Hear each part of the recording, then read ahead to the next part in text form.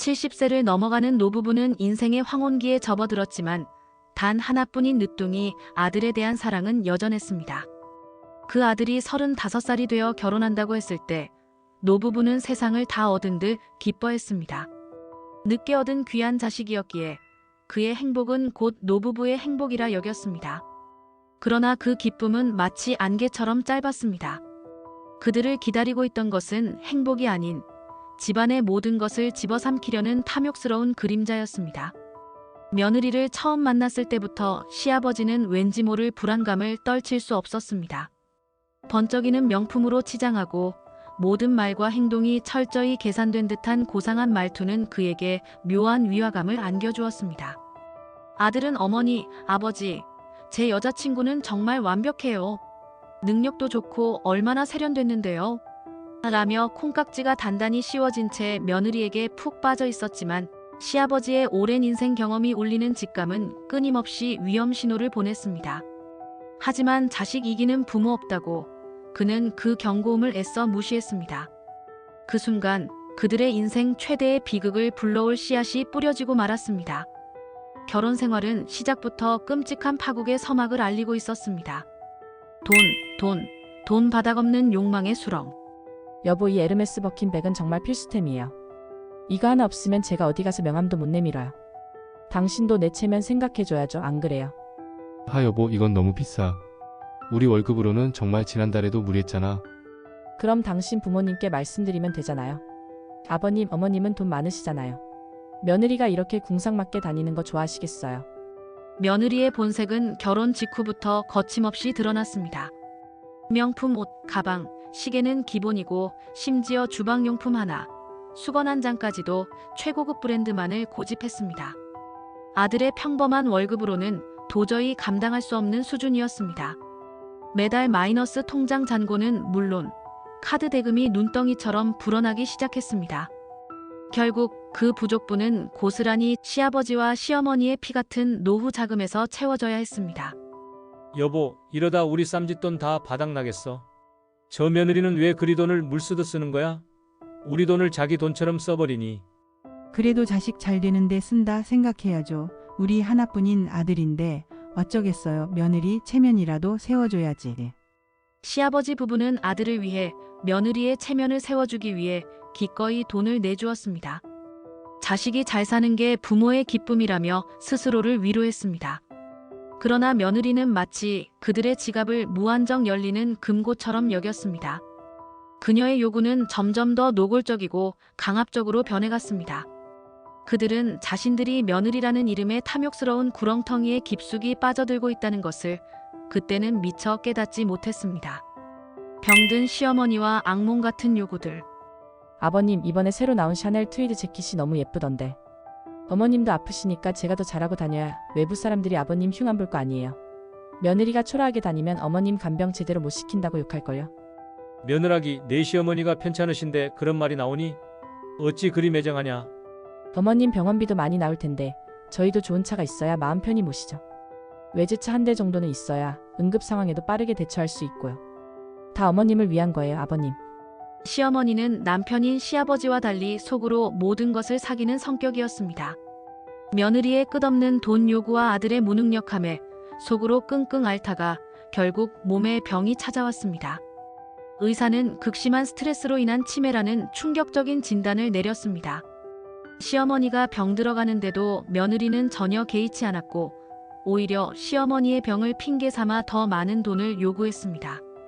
아버지, 이 집이 너무 낡아서 도저히 못 사겠다고 자꾸 새로운 아파트로 이사 가야 한다고 난리예요. 대출이 필요한데 제 월급으로는 한도가 안 나와요. 이놈아, 그럼 안 된다고 말을 해야 할 것 아니냐? 말이 안 통한다니까요. 아버지, 제발요, 이대로는 저를 버릴지도 몰라요. 결국 시아버지는 자신들이 가진 얼마 안 되는 마지막 땅까지 담보로 잡아 대출을 받고 그 돈으로 며느리가 원하는 최고급 아파트의 전셋돈을 보태주었습니다. 며느리는 그때서야 만족스러운 미소를 지었고 시아버지는 그녀가 마치 산 사람의 피를 빨아먹는 흡혈귀 같다는 생각에 몸서리쳤습니다. 온 가족의 기쁨, 그리고 뒤틀린 행복의 씨앗. 그렇게 탐욕스러운 결혼 생활이 이어지던 어느 날 생각지도 못한 소식이 찾아왔습니다. 며느리가 임신했다는 소식이었죠. 이 소식은 얼어붙었던 노부부의 마음에 한 줄기 빛처럼 파고들었습니다. 오랜만에 온 가족의 얼굴에 진심 어린 웃음꽃이 피었습니다. 아이고 아이고, 우리 집에 드디어 손주가 생긴다니. 이게 꿈이냐 생시냐. 며느라기 정말 고맙다. 내가 우리 집의 복덩이다. 고맙다, 며느라기. 정말 고맙다. 이젠 아픈 것도 다 나을 것 같구나. 내 새끼, 내 손주. 여보 정말 고마워. 내가 더 잘할게. 정말 행복하다. 우리 아기 세상에 나올 준비 잘하고 있어. 시아버지와 시어머니는 손주를 볼 생각에 며느리의 모든 잘못을 용서하는 듯 했습니다. 이제 정말 한 가족이 되는 것 같았고 모든 불행이 끝나는 줄 알았습니다. 며느리에게 퍼붓는 돈도 그녀의 무례한 행동도 모두 용서할 수 있었습니다. 그들은 아이가 태어나면 이 모든 불행이 눈 녹듯 사라질 것이라 믿었습니다. 하지만 그들의 행복은 잔혹한 진실을 위한 잠시 동안의 위장이었습니다. 골프장에서 마주친 끔찍한 진실, 최악의 배신. 며느리의 임신으로 잠시 평화가 찾아온 듯했지만 운명의 장난처럼 잔혹한 진실은 예상치 못한 곳에서 가장 가까운 인물을 통해 터져나왔습니다. 시아버지는 오랜 친구와 식사를 하는데 친구의 얼굴에 웃음꽃이 활짝 피어 있었습니다. 그는 연신 싱글벙글하며 젊고 아름다운 여인이 생겼다며 자랑을 늘어놓았습니다. 이보게, 요즘 내가 아주 기가 막힌 아가씨를 만났다네. 골프장에서 만났는데 얼마나 잘 맞는지 몰라. 이 나이에 젊고 예쁜 애인 만나려면 돈만 있으면 된다네. 돈을 좀 쓰면 이런 아가씨들 만나는 거 일도 아니야. 내 사업도 도와주고 얼마나 싹싹하고 예쁜지 몰라. 자네에게도 자랑하고 싶었네. 허, 자네도 늦바람이 제대로 들었구먼. 그래서 얼굴이라도 한번 봐야지. 얼마나 대단한 아가씨길래 자네가 그리 좋아하는가? 자, 여기 봐. 어때? 아주 미인이지? 이런 젊은 아가씨가 골프도 치고 얼마나 똑똑하고 예쁜지 몰라. 게다가 나에게 얼마나 잘하는지.